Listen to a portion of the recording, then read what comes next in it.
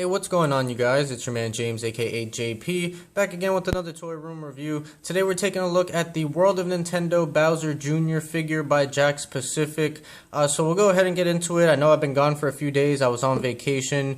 But you know, I'm back on my grind, I'm back at it, so I'm gonna have videos coming out for you guys, hopefully every day this week, if not every other day, something like that. But enough about that, let's go ahead and get into this figure. So we'll take a look at the packaging here, same standard packaging. You have the red background, letting you know it's from the Mario series with that image of Mario right there. World of Nintendo right there, you got the Nintendo seal.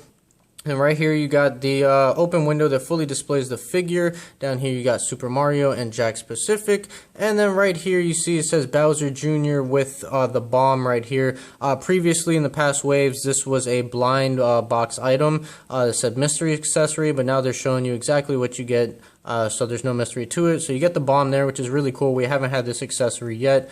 Then going to the back here, taking a look, you can see basically just the details of the figure, the articulation and everything like that, and then obviously the item that it comes with. And then down here you got the other figures from this wave. I passed on Gold Mario. It just looked like a very cheap repaint to me. Obviously this is the review we're looking at. I did Waluigi already, so if you haven't seen that, be sure to check that video out. Skipped on Cat Luigi, and Sheik should be coming tomorrow, so stay tuned for that review. Alright, you guys, that's it for the packaging. Let's go ahead and get this guy out of the packaging, and then we'll take a closer detailed look at him. Alright, you guys, so here is the figure out of the packaging. First we'll take a look at the accessory that he comes with. So you can see here you got the bomb accessory, if we can focus in on that. There we go. So it's done in this nice dark blue with the nice white eyes right there, and then you can see the light blue with the wick right here, I believe is what this is called. And it's nice, you got the little black burn marks right there, so that's really nice. And then back here you got the little gold turning dial, which doesn't actually function. I'm sure if you wanted to you can twist it, but it's very soft plastic right in there, so if you twist it too many times it will probably snap off on you, so just be careful with that. And then coming down here to the legs, they're done in this nice yellowish orange in this soft pliable plastic, so be careful with that as well. I'm sure if you bent it too far it would probably go ahead and snap off. But that's the accessory right there. Really excited to have this accessory. We haven't had this accessory yet with any other figure, so this is going to look really good on the shelf. Basically it's just like another mini figure to add on to this set. So you got that right there. Then taking a look at Bowser here, I actually really like this figure. Probably one of my favorite World of Nintendo figures. The details on this guy are just phenomenal. The articulation is amazing. So we'll take a look starting with this head sculpt here. So you can see the big like yellowish section right here for the mouth, and you can even see the teeth poking out right there. And then up here you got the nice green paint apps with the nice eyebrows. You got a little bit of paint marks right there, but not that big of a deal.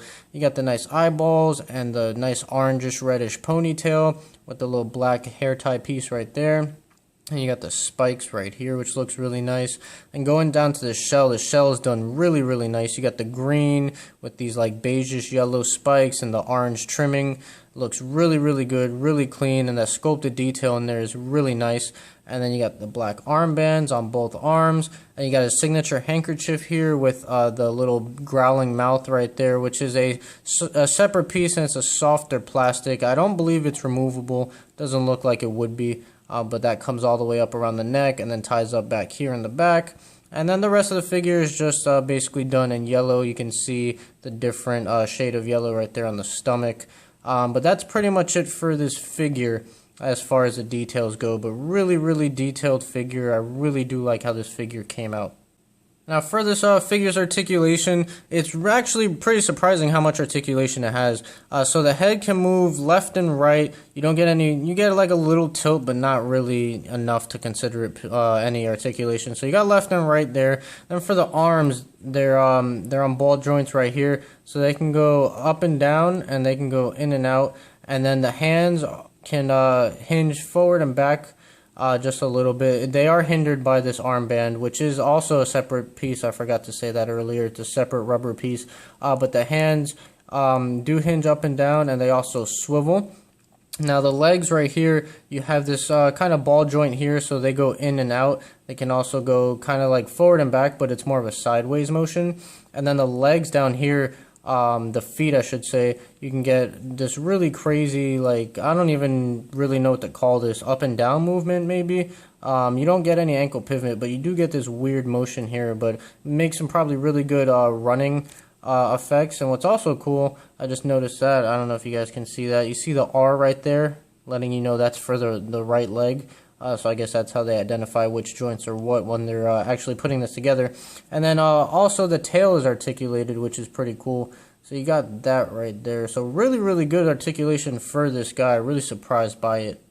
Alright guys, so for a comparison, here is Bowser Jr. with Waluigi. Again, I reviewed this guy, so if you haven't seen that, be sure to check the link down below. Overall, I feel like these guys are pretty much in scale with each other. Bowser Jr. is pretty short, and Waluigi is extremely tall, as he should be. Alright, and to compare him to another short and stocky character here, we have Wario. Now, Wario is in the smaller 2.5-inch scale. Bowser Jr. is in the 4-inch scale. So they're pretty much about the same size. Wario here is obviously smaller because he's in a smaller scale, but just thought I'd do this comparison since I had this figure nearby. Alright you guys, so there's my review on the World of Nintendo Bowser Jr. 4-inch scale figure. You can see I kind of tried to do a little bit of a running pose with him with a pretty cool articulation point with his leg right there, but I'm not that great at posing my figures, so that's the best I can do. I'm sure you guys can do better. Tag me in any pictures if you got on Instagram of you guys posing this guy around or whatever. But that does it for me. That's my review. I hope you guys enjoyed this video. If you did, make sure to like, comment, and subscribe, and also share this video with your friends. Stay tuned for my World of Nintendo Chic figure coming up. Should be tomorrow.